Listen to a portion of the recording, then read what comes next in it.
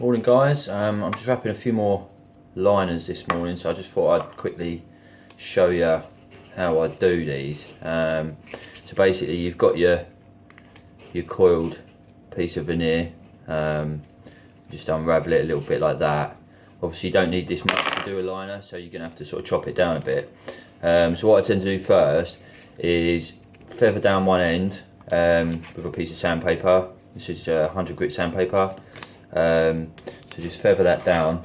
You don't want to flatten the edge, you want to sort of sweep it round so that it, you don't end up with a flat edge. It kind of smoothly goes into the feathered down piece of the edge of the wood, because otherwise you end up with a gap in it or a lump or whatever. So you just want to feather that down, just so it's nice and feathered, because it makes it easier to wrap as well once it's feathered down, to be honest, and it saves you doing it later as well once you've wrapped it around. So once you've feathered it down, I don't know if you can see it, so I've used a lighter wood this morning just so you probably can't see it that well, but I've feathered that right down to the edge.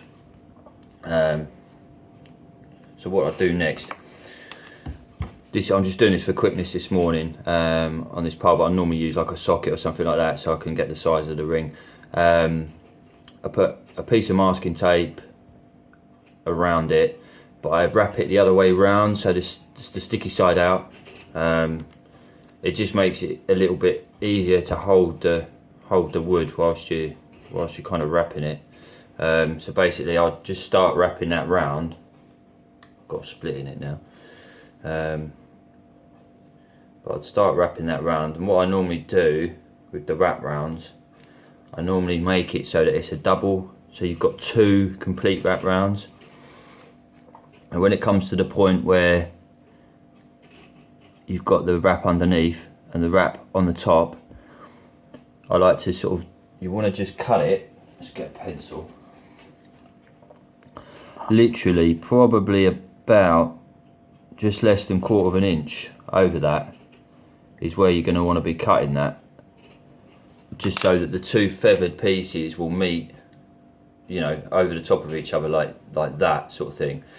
You don't want it overlapping too much, because what will happen then is you'll end up with it too thick in one point, so you'll end up with a kind of almost like a bulbous point. It's only minute, but it does make a difference. Once you carry on wrapping the outer part of it, you'll end up with a sort of a uneven sided piece, and then it just makes it, even once you've sanded it down, you're still going to end up with that uneven piece in there. So just bear that in mind when you're doing it.